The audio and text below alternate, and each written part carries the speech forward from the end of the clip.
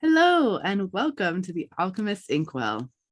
This is your spiritual podcast for grounded people. I'm Emily. And I am KristaLyn. And today we are going to be doing a hot focus on astrology and frequently asked questions that come up in astrology. So if you are someone from either my TikTok or anything like that, or you're just someone who's trying to get into astrology and learning some basic things before you really dive in, this is a great podcast episode for you to check out because I am an astrologer. It is my love language, and I am happy to bring up some of the frequently asked questions I see on my TikTok and just in general to answer them for you. Yeah, and I just want to give major credit to KristaLyn. I am sick, so I sound like shit, and I can barely talk. So she's going to be talking the bulk of this time, and I just really appreciate her sharing all of this stuff with us. Also, I am not an astrologer, so I'm sure I'm going to learn stuff, which is exciting. Yeah. But yeah, thank you for doing it. I feel like there's so many, even on like my TikTok and my Instagram and stuff, people ask me astrology questions, and I don't have an answer to them. Yeah. I usually just refer them to you. So I think this is a great place to like start. Yeah, you're super nice for that. And I do have a list of the questions we talked about in our little chat. So you can hold me accountable for making sure I answer them in case I run off on a couple tangents, which I am likely to do. There is at least one soapbox within this list of questions that I'm excited to cover.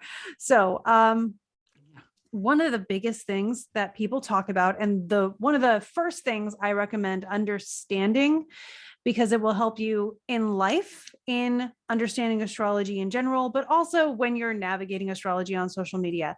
That is a different world. Mm-hmm. Astrology on social media it tries, right? It really tries. But here are the things. Here's the first soapbox. Did not realize I was going to get into this. Going to ground myself with some Labradorite. Astrology on social media is a different beast entirely because social media does not allow you to be as robust as astrology needs. Astrology is a language. Social media is not even the free trial of Duolingo, you know? So if you think about, I do know. Right? If you think about what you see on social media, you're getting the very bare minimum of astrology. It also moves so fast on social media. And I always struggle with that because I will talk about one topic one day. And then the next day it's like, everyone's forgotten that topic. We're on to the next one. And then 3 weeks from now, they want to go back to that topic, but only again for another day. It's so fast. And especially with something as in depth as astrology, like unless you have a very deep grasp on it, that speed isn't going to be beneficial. Yeah. Well, I even find that on my TikTok. Like occasionally I'll see that someone liked an astrology skit that I did from a year and a half ago. And I'm just thinking, oh, I'm so glad you liked that skit, but that is so far gone. Like this is not relevant anymore.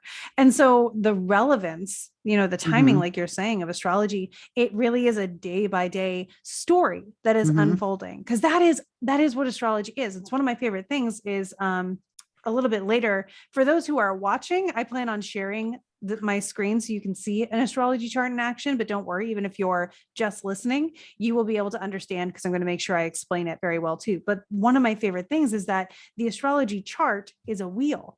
So it shows that it is a circle of life exactly in that way, so it shows the story unfolding, and that's what transits are. They are the unfolding of the story, and transits do have cycles. Whenever a planet conjoins with the sun, it is either beginning or ending a cycle. And that is fantastic because they go around in a circular, oblong, however shape the circle is, it's still a circle. And so there is a continuation that one finishes and then it initiates another in that same moment. So it's so important to remember that astrology is an unfolding story. Yeah. And that's why I call myself the storytelling astrologer, not only because I'm also, a storyteller and a novelist, but because I see astrology from a storytelling lens. And I really love that. I love that too. I feel like it adds so much to astrology to have it be a story. And you're so good with that because sometimes people are like, oh, it's just this house with this, and this. And you're like, all right, that means nothing to me, but okay. Yeah. I will say one good thing about social media and astrology, which I'm just going to consider like pop astrology, because it's very just base level, like one or two sentences or a meme, and it's so Scorpio or whatever it is it gets people at least interested or at least thinking about it, which is a very unique space to be in. It doesn't take a ton of academic reading like it used to, or things like that, to get people into astrology to start with, which is part of the reason I think we really are growing into this like more astrologically aligned society that is paying attention to it again because of the quick shareable nature. And it's not without some merit, right? It's just like everything, you know, they say blondes have more fun. Well, that's a generalization, which in some cases may be true. And in some cases, well, sometimes is true, because if someone's having a really great day and they happen to be blonde, they're probably having more fun than somebody else, but it's not always true. And so it's not always true that a Leo is going to be a showboat. And that really depends on what part of the person that Leo is in control of. So one of the things that I want to talk about, and this is the one that will help you, that pop astrology seems to have embraced and uses a lot, is your big three. Now, your big three are your sun, your moon, so the big two lights in the sky, and your rising sign. The rising sign is, to me, the most important sign in your chart, simply because it sets the tone for your entire chart. If you think about the chart as a clock, you find the rising sign at somewhere around the 9 o'clock position of your chart. It will be indicated by an AC or an AS, meaning ascendant. It is what was on the horizon, the sign that was on the horizon at the moment that you were born, on the eastern horizon. So sunrise point, even though just because you weren't born at sunrise doesn't mean that you don't have a rising sign. I was not born at sunrise. I do have a rising sign. So does everybody. It's the eastern horizon at the moment that you were born. And that gives you a picture of the whole sky. So if you think about this circular chart as a snapshot of the sky, you have the sky that was above the horizon, like what you could see if you look up. But then you also have the other half of the sky, which was not above the horizon at this time. So that is what the chart shows. That ACAS rising sign shows you where the top of the sky, so to speak, begins. And then directly, yeah, go ahead. I think it's important to note that too, because oftentimes, and I've heard this misconception before, people think that the chart is when you're looking up and it goes around the top of you. And that's not it. It is a two-dimensional picture of what you're seeing in front of you in the sky and then down below the horizon, as opposed to looking up and seeing it like a dome in a planetarium. Yeah. Yeah. And it's really easy to think that way, though, because we're used to going to the science museum and seeing a planetarium. So when you see a circular chart, you're like, oh, it's like that, because that's just how we conceptualize it. But really, it is exactly as you're saying. It's that, you know, here's where the horizon started, and then here's what was up, and here's what was under. And that's the way your chart is. So it makes sense then that what was at the eastern horizon designates the rest of your chart. When you overlay the signs on your chart, that's super important, because then they come into the different houses. So I always like to describe a chart, and I think I'll go ahead and share this for people who are watching on YouTube. There we go. So when you see a chart, it looks like a circle, and I like to think about it as a pizza. So if astrology is a pizza, the circle itself is the dough. When you put the signs on there, they are the sauce. But then let's say you're not getting just one topping on your pizza. You're getting a different topping for each of the 12 slices of your pizza. So your rising sign might be plain cheese. Your second house here, the one after your rising sign, might be pepperoni. And then you have veggie lovers and all the way around, right? So it's different in each one, but depending on the toppings, which are the planets. So if astrology is a pizza, the dough is the chart, the sauce are the signs overlaying on the chart. And the way that everything is distributed into different sections of the slices are the houses, and the toppings are the planets or the heavenly bodies that happen to be moving around up there. Because we use the sun and the moon are not planets, they are lights or luminaries, but we still call them planets because they're a placement on the chart and it's just easier. We also, some astrologers use asteroids. Some astrologers use all sorts of different bodies that are up there. I tend to, the one that I take into account the most is Chiron. It's the one on your chart that looks like a little key. And I use that a lot when we're talking to our forgotten storytellers and different things. I use it in readings as well. That is actually a comet. It's a little comet And it's still being studied, but I've noticed it has a pretty interesting effect and I've seen it work. So I use it. But otherwise we have your basic planets going around the chart. And for this example chart, for anybody who's not watching, happens to be the US Sibley chart, which is just the chart that is pretty widely accepted as the birth chart for the United States. And I'm using that so you can get a snapshot to sort of get us used to looking at the chart as we begin this saga entering February, when the US will have its Pluto return. So that is a future episode, but here's a little preview for you as a nifty chart. Awesome. Cool. So your ascendant is that horizon sign. And that sets the flavor for the chart, like you said. So what does that mean on like a personal level? So the ascendant, thank you for asking that. The ascendant is the sign that I would use if I were reading for a horoscope. And for exactly the reason that we kind of touched on, it's because it sets the tone for the rest of your chart. So if you know your sun sign based on the month you were born, I was born May 8th. So that makes me a Taurus sun. The sun was in the tropical sign of Taurus at the time, makes me a Taurus sun. Now, if you're looking at a chart, my sun could be anywhere because you don't know where Taurus was in the sky just by me saying, oh, my sun was in Taurus. If the sun was risen at the time, you know that Taurus is somewhere in the top half of the chart. If it was nighttime, you know that Taurus was somewhere in the bottom half of the chart, but where exactly it is, what house it is in, you have no way of knowing. The rising sign will tell you. And the rising sign, because it automatically sets the rest of the signs, actually embodies the experience of the whole chart. So if you are, as in the US Sibley chart, a Sagittarius rising, then you are the persona of a Sagittarius who experiences the second house with Capricorn and the third house with Aquarius. And this is all presuming that you use a whole sign house system, which I recommend. It is easier to read, and it is also one of the original ways that the signs and houses were first interpreted and documented in Hellenistic periods and in that era. So I use it because it's as close to the origin as I've found, and also just because it really works. When I even test it with other house systems, I found that the whole sign house system is the best for my interpretation purposes. Other people work really well with other ones. I have nothing against other house systems. This is just my preferred one because it works really well for me.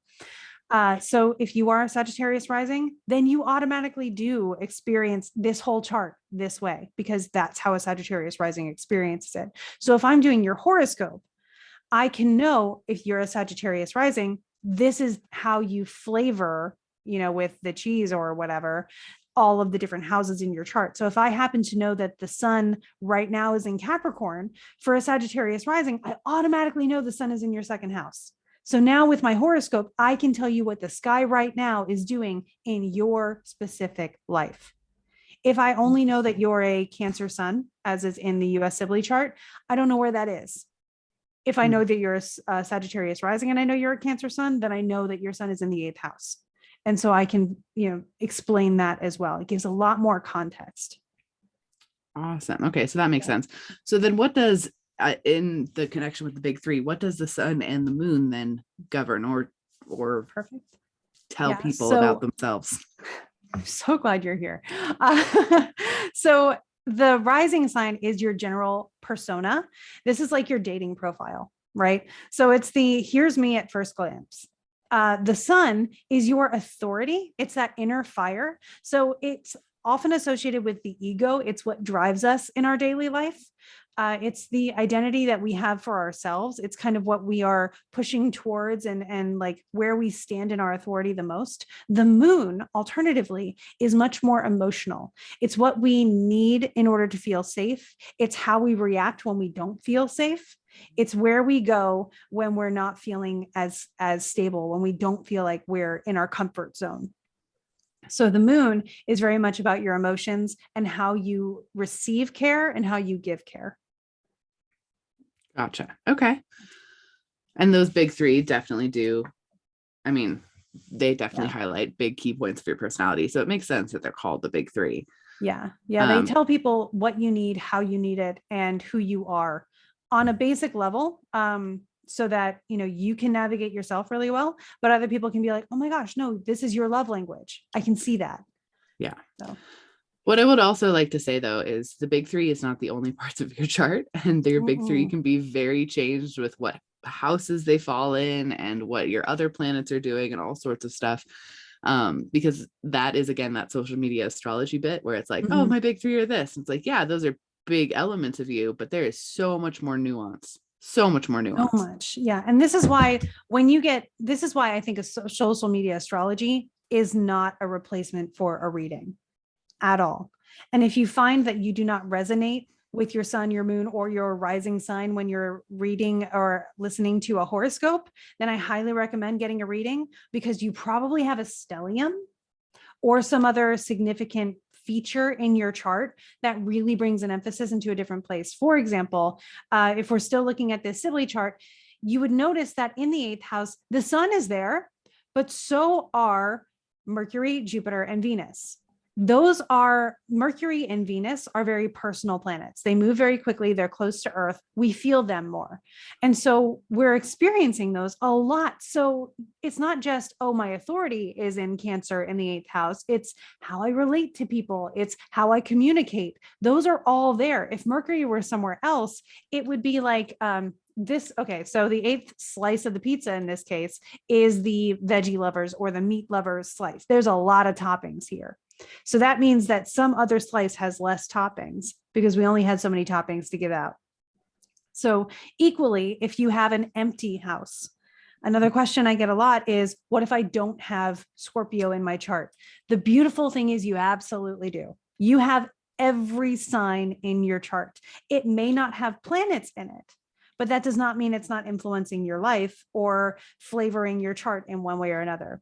So if you have an empty sign in your chart, then you look to the ruler of that sign, see where it is, and that helps you learn how you express that sign. So again, in the US Sibley chart, one of the empty houses, of which there are several, one of the empty houses is we'll go with the 6th house, which is of work and health and all of those things. It's empty. It's ruled by Gemini. So someone might say, oh no, it's ruled by Taurus. Someone might say, oh, they don't have Taurus in their chart. They do. And in fact, this person or this country has Taurus governing the way that they work, the way that they manage their health, the way that they deal with, like farm work ends up there, food, a lot of stuff that supports your health and work lifestyle. Those end up there. Well, if it's empty, what do? Taurus is ruled by Venus. So we go to Venus and we find that cooperation and relying on other people's resources and doing things that nurture other people and relationships with people on a sort of partnership level is very beneficial to the way this person gets work done, to the way this person offers service. And so that flavor comes in because what this is saying is not that Taurus isn't in your chart. It's that Taurus is a little bit more complicated than just being Taurus. It works over here and does a lot of this. So it pulls that in. And another very important planet to look at in any chart, and this is something that you would talk about in a reading for sure, is the ruler of your own chart. Whether you have planets in your first house or not, on that ascendant, on that rising sign, the ruler of that sign is very influential in your chart. If you think about your rising sign as you on the chart, the ruler of that shows you in the chart. So you kind of like zoom in and let the planets be people or significators in the chart. You would be in there as well. So if someone has Sagittarius rising, Sagittarius is ruled by Jupiter, again, because the US is very concentrated with Cancer in the 8th house. Jupiter is in Cancer in the 8th house. So that tells us something about the condition of Jupiter, about how Jupiter is Jupitering that day, and how many people are around Jupiter and what else is influencing him, because we do have some friends with Jupiter because there are more planets in this sign. So Jupiter takes on a little bit more with them as well. Jupiter, if you get into even more detail, that is definitely something you would find in a reading. Jupiter is exalted in Cancer. So Jupiter is very well in Cancer. So you find all of these things through really diving into the chart, and it becomes kind of like one of those, I mean, you even get the lines across the chart. They show you how things relate. And it kind of looks like one of those poster boards where you have one location with string wrapped around the push pin and it goes to another pin. And so a chart can look a lot like that too, which again is far beyond the reaches or the typical extension of pop astrology and social media astrology. So that's where you'd want to have a reading to really get that in depth with you. You know, that's the ruler of your chart, but the other planets are also there. They're doing things. Everything is active. So then just to touch on transits, that is taking the chart that is happening on any given day and overlaying it over your birth chart to see how it's affecting it. Yes. So transits are the sky now. Your birth chart is the sky at the moment you were born. So if you want to see your birth climate, so to speak, I always say, like, if you were born in Alaska, then you're pretty accustomed to colder weather. You're pretty accustomed to, you know, long days or short nights and long days, depending on the time of year. If you all of a sudden move to Pennsylvania, there's an adjustment. And so if you're born in Alaska, that's your natal placement because it's where you were born. Mm-hmm. If you move, then you have a different environment because the conditions, even though the elements of nature are still at play, they're mixed differently and they've moved around to create an entirely different environment, which is similar to how transits interact with your natal placements. Your natal placements are your comfort zone. It's how you were born. And then the transits either make you more comfortable or can challenge you or anywhere in between. So you look at your aspects in comparison to the transits to see how comfortable that day is for you or how that day is going to go for you as far as, like, is it raining? Should you bring an umbrella? Or is it super sunny and you're comfortable in the sun? So you're going to have a pretty easy day, that kind of thing. Nice. Okay. Yeah. That makes sense. Yeah. All right. What's your next question? Let's see. We've covered quite a few. So how to find the rising sign, big three, why use a rising sign. We talked about that. We did indeed. All right. So let's talk a little bit about houses and house system. I touched on that a little bit. There are a lot of ways people have tried to measure the sky. And when I say that, what I'm saying is they look at the sky and they're like, how are we going to put this on a piece of paper that we can read? And that's where house systems come in. So back in the Hellenistic period, which is the Greco-Roman period of astrology, they used whole sign houses, at least as far as a lot of the documentation we've found can tell. So I use that as well, using the tropical zodiac. There are other types of zodiac. You've probably heard of the Chinese zodiac. I know there's a Mayan astrology. There's different types. There's Vedic astrology. I use the tropical, which is based on the alignment of constellations around the equator of the Earth, the tropical zodiac. And it is split equally into 12 pieces because 360 degrees divides pretty well into 12 slices. And that is how they overlaid the sky. This also explains why we use 12 constellations and not 13. Some people may have heard that there is a 13th sign of the zodiac that is throwing off your entire sun placement or anything else, named Ophiuchus. Ophiuchus is a constellation of stars, just like Taurus, just like Gemini, just like Cancer. And Ophiuchus has been there for quite a while, just as long as Taurus, just as long as Gemini, and just as long as Cancer. So when looking at the sky, the ancient people definitely knew he was there. Definitely knew he was there. His name is Ophiuchus. So you can imagine that he was named around that, around that time as well. They knew Ophiuchus was there. But what they also knew was they needed 12 zodiac signs to use in order to translate the sky into a language that we can understand. Mm-hmm. So they chose the 12 that were along the ecliptic. And Ophiuchus is pretty close. And yes, if you follow what is called the progression of the equinoxes, then yes, things are a little bit different. And that is much more of a Vedic or sidereal astrology topic, which is not my forte. I specialize in Hellenistic astrology. So you'll notice that there are different ways of interpreting charts and there are different ways of drawing up charts. I recommend I use tropical astrology, and within tropical astrology, I use and recommend whole sign houses.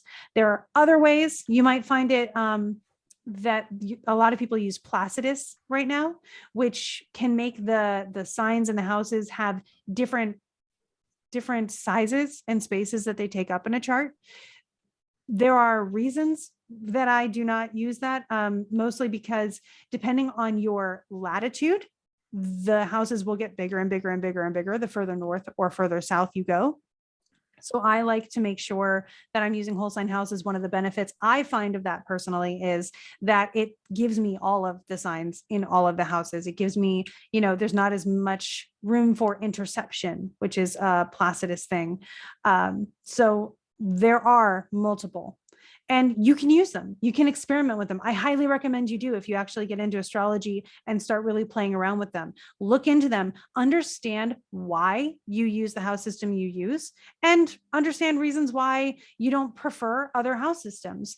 That shows that you've tried them all and you have found the one that fits you the best. Mm-hmm. And for me, it has ended up being that the whole sign house system really works for me. I've used a system called Regiomantis in using astrological magic and predictive and electional astrology. Sometimes I still do if I want to get really, really specific with something, just in case I decide that fits better, because it was the one I was taught to use during my practice with astrological magic.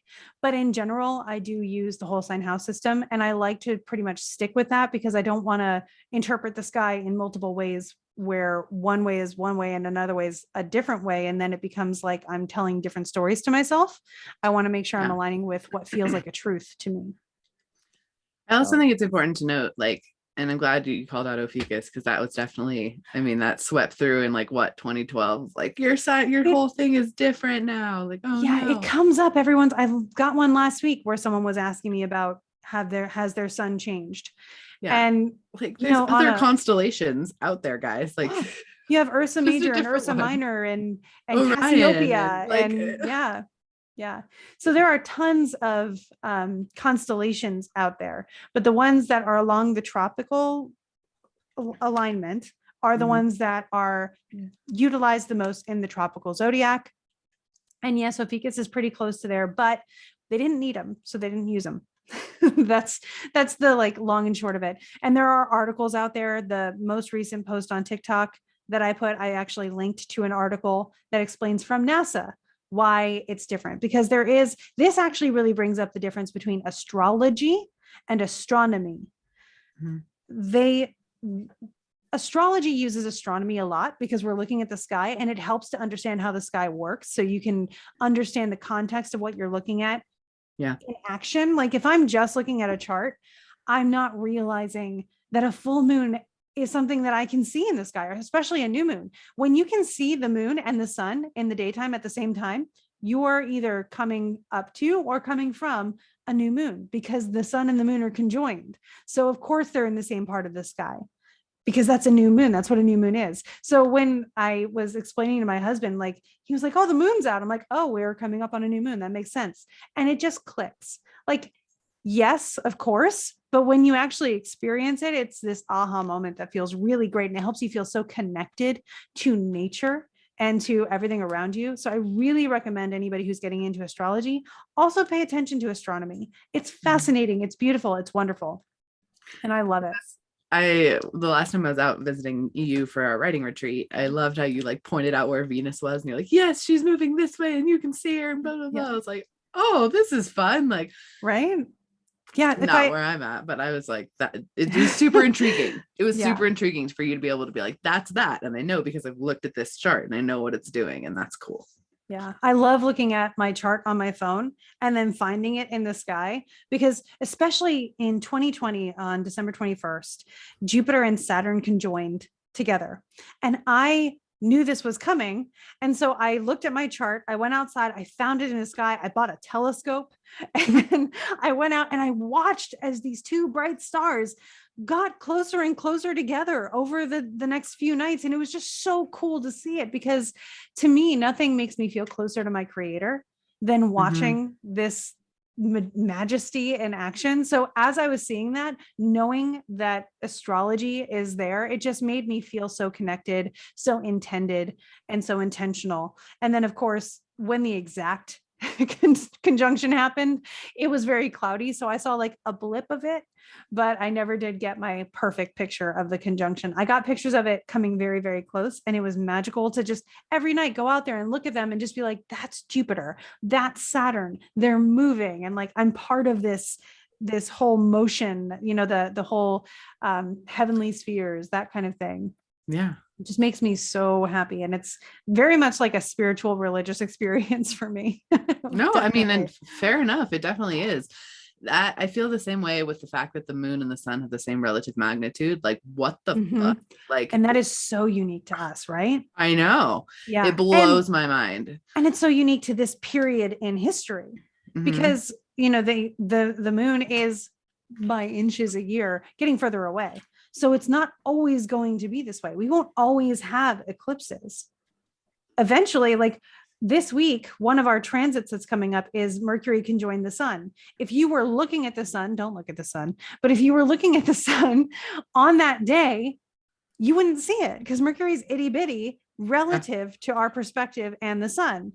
But when the moon, because it's in the perfect place in our sky and the sun is a perfect distance away, they have the same apparent magnitude. So they can block each other out entirely, which I think is such a nifty thing. And again, it just makes me think that astrology is something that we should be paying attention to or are kind of, I don't know, it's like an honor to be able to notice it. Yeah. Simply because this is set up so well for us to notice. It's like God is saying, hey, notice this, I'm talking to you. And one of my favorite verses is the heavens proclaim the glory of the Lord. And it's like, that's astrology. To me, that's astrology. I love that. Yeah. So could you give us just a quick rundown of what each house means? Yes. Because I feel like everyone talks about like the planets and then everyone talks about like the signs, but the houses are just as important, if not more important in some ways. So I think that would be really awesome. Yeah. So the houses in a personal respect are very important for your own horoscope. And when I'm doing horoscopes, I'm taking into account your houses. That's why, again, I'm using the ascendant sign. So beginning with the ascendant, that is your first house. Where the ascendant falls says, this is where this person's first house is going to be in any sign or house system. The ascendant will always begin the chart. Sometimes you'll find that sign is distributed between more than one house. But for me, using whole signs, it is the entire first house. And that becomes really convenient when I'm trying to explain houses to other people. So again, if you're watching this on YouTube, I'm going to go ahead and point at stuff, but don't worry, I'm going to say 1 and 2 and 3 as well. So it's no problem. So the ascendant we talked about a little bit before, being the first house, it is your persona. It is your lens to the world. It is your general personality. So it also can represent your body, the way you look. So I always like to say, like, if you're going through a change in your first house, you may get a new haircut because you're presenting yourself differently. It's that personality profile, that profile picture, so to speak, of your zodiac. Then when you move to the second house, here's how the cycle ends up telling a story. The second house is the material things that support the first house. So finances and tangible resources often fall in the second house because it supports your livelihood. It supports your lifestyle. It supports you.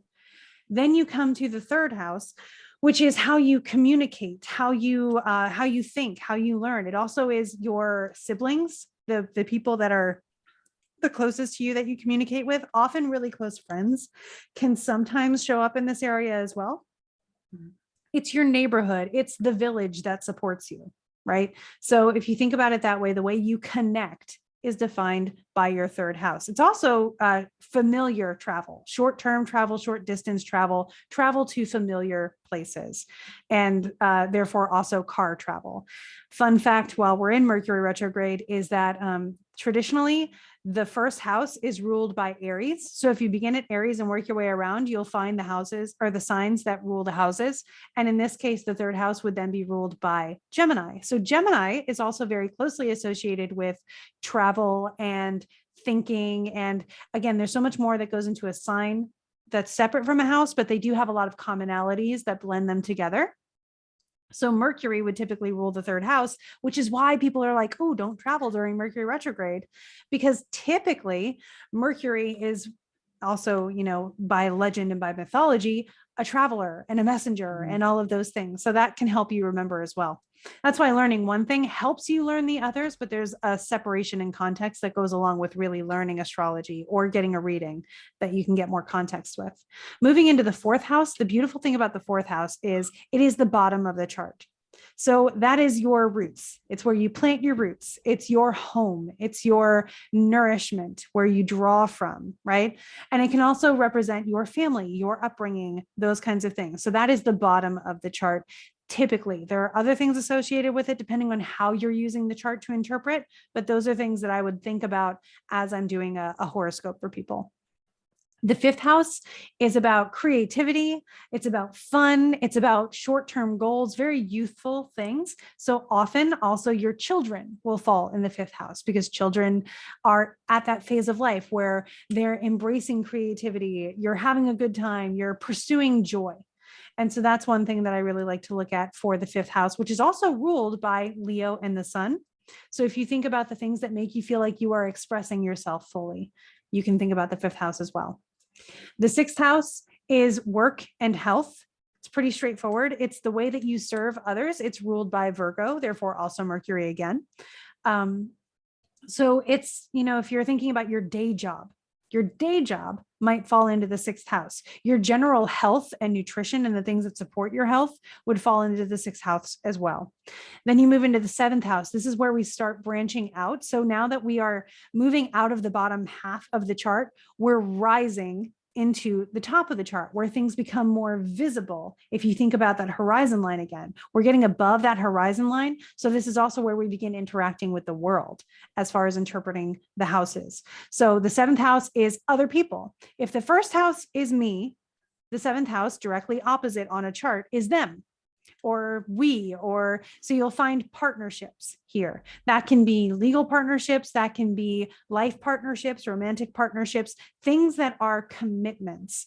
Often things that are commitments via like documentation or contracts end up here. So marriage is a partnership that definitely falls in here. If you're thinking romantic, like dating kind of partnership, that passion, thinking about the word passion, associating it with Leo and things, that goes into the fifth house as well. So marriage and partnerships and just the other falls into the seventh house. Then we move into the eighth house. And again, if you mirror that from back in the second house, it's the resources that support us. So what supports the seventh house, the us, falls in the eighth house. That is other people's resources. It also is a lot of the things that are values, things that support you that are less tangible. So you'll find they call them occult practices, but just the practices that support your belief system end up here. Again, investments, long-term material support will end up here. Your spouse's or partner's resources end up there as well. So just things like that.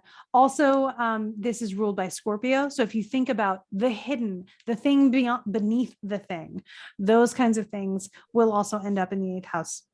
Then you get to the ninth house, which is opposite the third house. So we have long distance travel or travel to unfamiliar places. This is ruled by Jupiter. So there's a lot of expansion that comes with this. So when you think about the third house being communication, the ninth house is very much about understanding. You find religion, politics, higher concept learning falls in here as well. So this is your ideals. This is the beliefs that support your actions. So if you think about your beliefs in the ninth house that support your actions, those actions will often end up in the way that you communicate with people in that third house. So you can see how these different axes support each other. Then you move into the 10th house, which is opposite of the 4th house. So if you think about it, the way we talked about the 4th house being where you plant your roots, the 10th house is the leaves on the tree. It is what is visible to people. It's how people see you. It's your reputation, often indicates your life direction or a career focus for you will end up here as well. Leadership ability, being in that spotlight ends up in the 10th house. And then in the 11th house, we have, if the 5th house is your short-term goals, the 11th house will also often be associated with wishes, dreams, and friends. And people get caught up on that. And I don't blame them. I've spent a lot of years pondering this. Why friends and long-term goals? Because the people you surround yourself with help motivate you and support you along your path towards achieving whatever it is you're headed towards. Mm-hmm. So that to me is how those are connected. So when you look at the 11th house, it is the society that you find yourself in, which helps you achieve. It's like if you were to go to a conference for your goals, this is the conference you would go to. It's the people you surround yourself with that have similar interests. They don't have to be your best friends, but they are like minds that help you along your way towards your long-term goals. So manifesting as a general term would end up in the 11th house because it's the long-term goal you're working towards one step at a time. And then finally, we have the 12th house. If the 6th house is your physical health, the 12th house is your unconscious health. It is so they call it inaccessible because it's beneath the surface. It rises. It is the unconscious programming that informs your first house conscious actions. But this is where your psychology really ends up. All of those unconscious things. So therapy often falls in the 12th house because it is bringing the unconscious into consciousness, which is definitely a 12th towards first house experience. So you find in here solitude, stillness. I like to put meditation in here. Spirituality falls in here. I would take mysticism possibly in there, but I also like to put that over towards the 8th house because again, mysticism can end up with tangible practices, which might be a little bit more in the 8th house. But again, that's stuff that you would talk about depending on your actual chart, seeing where that really falls for you. So that is the 12 houses, what they generally indicate and how they relate to each other, which I think is such a beautiful thing. So I really do too. I love the way that you just called it like the opposite stuff. Like 4 is the roots, but 10 is the leaves. Like that is really neat. I love that. Thank you. Yeah. Yeah, absolutely. So then, since it's on everybody's mind and we are, when this comes out, we're about halfway through Mercury retrograde. Yep. That'll be coming up actually when we air this. Let me find my astro notes here. Mercury will conjoin the sun on the 23rd of January. Mm-hmm. And then the day after that, Mars will ingress into Capricorn. Mars is in Capricorn, what Jupiter is in Cancer. So Mars is really well in Capricorn. Nice. And so they call it exalted. So here's another fun fact. Mars rules Aries. We knew that. It also traditionally rules Scorpio. Modernly, you might hear that Scorpio is ruled by Pluto. Pluto, I like to say, agrees with the Scorpio themes, but Mars, in my practice, is the ruler that I look towards for Scorpio. But if Mars lives in Scorpio and Aries, then Capricorn is the house that celebrates Mars coming over to visit. So like when Mars comes into Capricorn, Capricorn throws a party. It's exalted there. People recognize Mars and his energy there. So Mars is about to come into Capricorn where Mars really does Mars well. So that's something to keep in mind, that we're coming into a period that's going to be pretty active. There's a lot of interactions Mars has with Venus and some other aspects that we'll be keeping you updated on as they come in. And then Mercury is actually going to be coming into Capricorn backwards on the 25th. So the 23rd, Mercury conjoins the sun at the very beginning degrees of Aquarius. On the 24th, Mars gets into Capricorn. On the 25th, Mercury backslides into Capricorn as well. So, but Mercury is backsliding, I think, to your point, because Mercury is in retrograde. Yeah. So will you describe a little bit about like retrogrades in general? Just because I think people get confused by them. They're like, oh, it's moving backwards, which like, yes, it is. But like, what does that do? Mm-hmm. So talking first about the fact that it's moving backwards, if you look into the sky and look at Mercury, it looks like it's moving backwards from where we're standing. Mhm. In the sky, of course, it is not, but that's because it's going around the sun. It is not going around Earth. So we are seeing it's called a synodic cycle, its journey around the sun. We are seeing that in a 2D expression. We can only see it go back and forth across the sky, kind of like a typewriter. So what's happening is Mercury is now passing in front of the sun. And so to us, it looks like it's moving backwards. When it's passing behind the sun, or I think it's antihelion, perihelion is close to Earth or is close to us, whatever. I'm not good at those terms, but I guess it'd be like periteria, whatever. So when it's close to us in relation to its journey around the sun, then it's going retrograde. It's kind of eclipsing the sun, but again, it's itty bitty, so we can't see it. When it's on the other side of the sun, it's moving direct. So we see it that way. Another way I like to really think about it, the reason I distinguish that is because when it is between the sun and Earth, it's more personal. So retrograde is an internal experience. Retrograde is where we revisit, revise, all of those things, redo, anything that you can think of with ends up happening during a retrograde. Now, all of the planets retrograde. The ones that are within the asteroid belt, retrograde looking back and forth like that, where they're between us and the sun, or they're on the other side of the sun and us. After that, when you hit Mars and the other way around, they look a lot different in the sky. They still appear to be moving backwards, but physically in astronomy, they are doing something different because from Earth, it doesn't look the same as the proximity we are allowed to with Mercury and Venus, which are both in retrograde right now. So Mercury, the way we communicate with each other, is in retrograde. So we are doing a little bit of communicating with ourselves. We are correcting things. We are stumbling over our words because we're maybe pushing them too fast and too hard. And we are taking our time with how we connect, travel, and just understand the world around us. It's retrograding in Aquarius right now. So we have some technological glitches because Aquarius is a pretty electric kind of sign. And if you think about connection, our technology connects us. You and I are speaking over Zoom right now. Listeners are hearing us over either YouTube or a podcast right now. So that is a way of communication, which is also a very mercurial thing. So we may have opportunities where if they aren't functioning at their best capacity, we find out what's wrong and we fix it. I am working on fixing my refrigerator right now. And that is a device that connects me to all sorts of things because it is one of those that has like a screen on it and stuff. And yeah, of course, right? But my car also needed to be looked at. My car connects me from one place to another. So it kind of makes sense, especially if digital things are glitching out right now. It makes sense. It's just saying, hey, I need a little extra care. And it gives you the opportunity and the time to take care of that before you move forward again. Mercury retrograde is not bad. No retrograde is bad. It just feels like because we have to slow down that we aren't making as much progress because we push ourselves a lot in our society. Venus retrograde is about relationships, about beauty, aesthetics, about, romance, and all of those things, our connections with other people on a little bit more of an emotional level, the value that we place in those connections or in the things that are dear to us. So like nostalgia can be something because it's an emotional attachment to a value we place on a memory. Memory is kind of mercurial, but it's that emotional connection that makes it more Venusian. So right now, if you're feeling nostalgic about a lot of things, that is definitely appropriate because Venus and Mercury are retrograde. Venus right now is retrograding through Capricorn. So that's a lot more about holding boundaries just because of Capricorn themes. And her interaction with Pluto has been bringing up some interesting headlines about boundaries with physical relations, if I want to put it that way. If you check the headlines, I'm sure you've seen a couple of those. Yeah.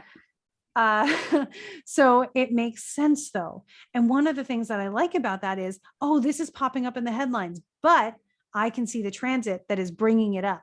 So I know it's supposed to be happening. So I know that this is part of the cycle. It's part of the story, which means it will lead to a new phase of the story, a new plot point for us to discover, something that results in a new beginning at some point. So retrogrades are all about allowing yourself the time and the space to just breathe and reconnect with you before you start giving your energy to the world again. Yeah. Absolutely. Well, did we hit all of your questions? All of your Did, FAQs? yeah. That was all That's of my amazing. FAQs. So I really hope that this episode is useful to people who were, excited about just like, I want to, another thing that I can talk about is if you want to pursue more with astrology, I do have some recommendations. Yeah. So I started with Hellenistic astrology because I really wanted to dive in. But if you are someone who wants to get started with astrology in general, and you're wondering where to start, can you just confirm for me that my screen is not showing my browser right now? It's still the No, chart. I'm just seeing your chart. Perfect. Then what I recommend is a couple podcasts that are amazing. I'm also trying to navigate a screen that is Mercury retrograding on me right now. So bear with me. I like, go figure, right? Like, let's just prove her point. Anyway, so what we're looking at is the Fun Astrology podcast by Thomas Miller. Love it. This podcast, because I'm always talking about astrology and I do try to make it educational. And every month I post a sort of month ahead video on our YouTube. So you can check that out as well to get a little bit more context and a deeper dive into the astrology. If you like my style, I appreciate you. And then the Astrology podcast, which is done by Chris Brennan. He gets very educational, very deep into astrology and does a lot of stuff. If you are a serious learner of astrology, this is where you can immerse yourself in the language of astrology. And it feels like a full immersion, but I adore it. As far as books to begin astrology, I recommend, it's called Astrology Using the Wisdom of the Stars in Your Everyday Life. And that is actually by, the author is listed on Amazon as just DK. So if you find that book, there's a few other ones by them as well. I think that's probably just the publisher. It's Carol Taylor is the author, but it's listed by DK on Amazon. So don't be confused if you see it listed that way. And again, that's Astrology Using the Wisdom of the Stars in Your Everyday Life. I also recommend Hellenistic Astrology by Chris Brennan. And there's one by Demetra George that is, I'm looking at my thing, Astrology and the Authentic Self. So those are some things I recommend. You can look them up on Amazon. They're available. Great books, great podcasts.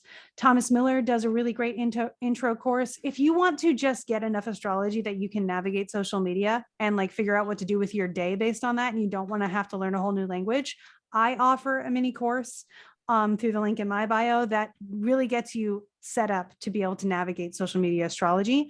And then you can always check out my TikTok where I will navigate you through the rest, answer questions, that kind of stuff. And it'll be like, we're connected, which is always fun. Yeah, I definitely highly recommend anything Krista does. So by all means, check out her course. Also, if you guys have additional astrology questions, please ask them on the YouTube, like comment under this video so we can answer, or you can email us forgottenstorytellers@gmail.com.